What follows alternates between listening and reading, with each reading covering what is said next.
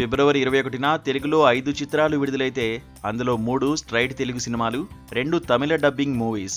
చిత్రం ఏంటంటే Telugu straight movies కంటే డబ్బింగ్ సినిమాలే ఈ వీకెండ్లో సందడి చేస్తున్నాయి. పోనీ అవేమైనా తమిళ స్టార్ హీరోలు నటించిన సినిమాలా అంటే కాదు. నటులుగా ఇప్పుడిప్పుడే బుడిబుడి అడుగులు వేస్తున్న వాళ్లు చేసిన సినిమాలు.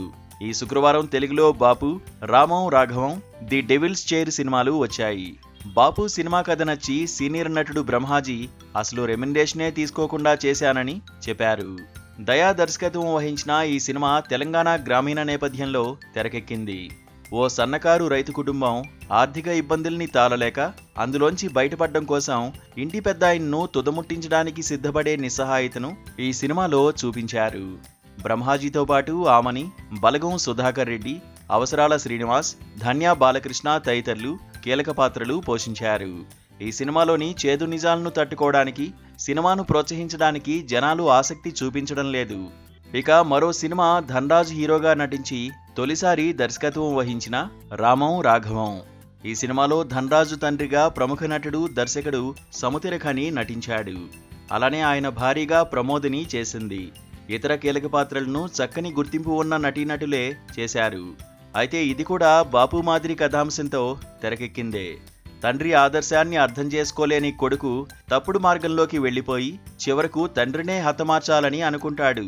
నటీనటుల ప్రతిభా పాటవాలు ఎలా ఉన్నా ఈ కథను కూడా జనాలెందుకో అంతగా పట్టించుకోవడం లేదు.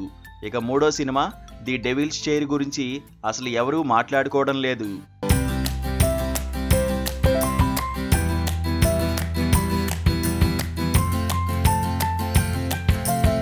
స్ట్రైట్ తెలుగు సినిమాల పరిస్థితి ఇలా ఉంటే చిత్రంగా ఈ శుక్రవారం విడుదలైన 2 తమిళ చిత్రాలు బెటర్ టాక్ను, కలెక్షన్స్ను తెచ్చుకున్నాయి.